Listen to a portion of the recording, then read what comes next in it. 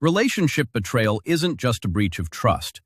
It's a profound shock to your entire system. Neuroscience shows emotional pain from betrayal lights up the exact same brain regions as a physical injury. But unlike a broken bone, this wound comes from the person who was supposed to be your source of safety. This transforms emotional pain into a deep biological injury stored directly in your nervous system. We'll use polyvagal theory to map your response, explaining the chaos, the shutdown, and the path to regulation. So what is this map? It's the polyvagal ladder, which explains the three core states your system uses to survive. At the top is ventral vagal, your social engagement system. This is when you feel safe, connected, and calm. One step down is sympathetic, your fight or flight system.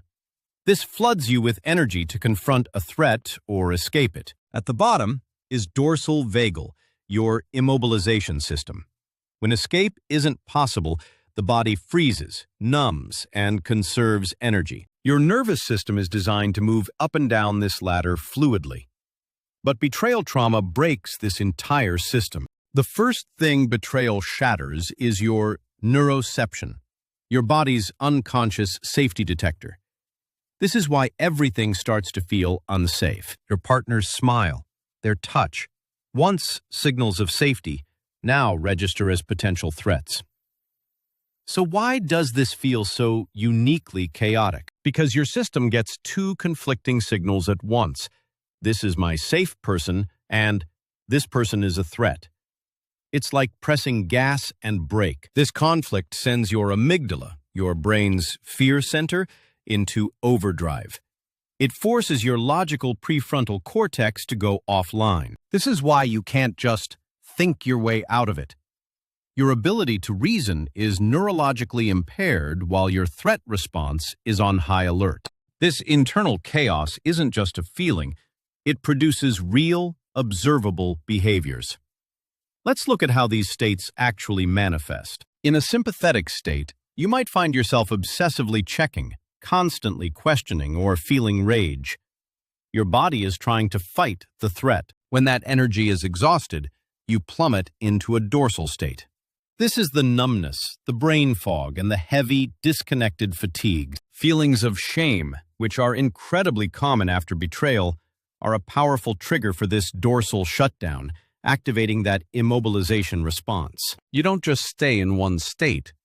You might cycle through rage, then numbness, then a plea for connection, all within a single hour. This isn't just a threat response. It's an attachment crisis.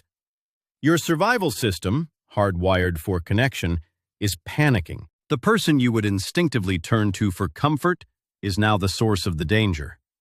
This leaves your nervous system completely stranded. A devastating long-term effect: you stop trusting your own perceptions.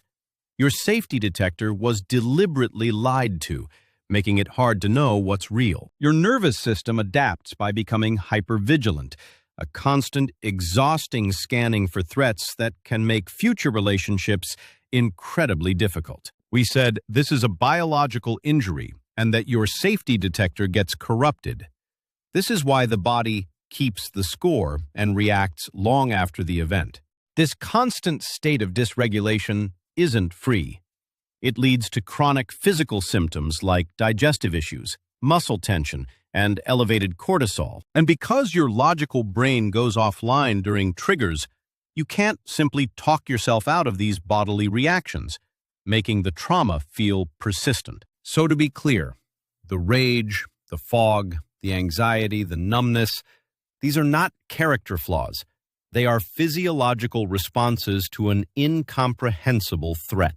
But if this trauma is stored so deeply in the body, how can healing ever truly happen? Healing requires more than just talking.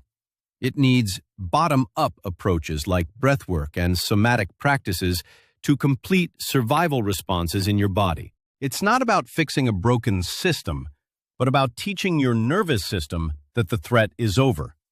It's about helping your body feel safe again. Polyvagal theory provides a roadmap for healing. It validates that your reactions are a sign of your system's powerful drive to survive. You are not crazy. You are not broken. You are a human whose nervous system has been deeply injured and it has the capacity to heal. Consider looking into trauma-informed somatic therapies. Understanding your nervous system is the first step toward reclaiming your safety. Share this with someone who needs to hear that their response to betrayal is normal. Comment with the nervous system state you recognized most.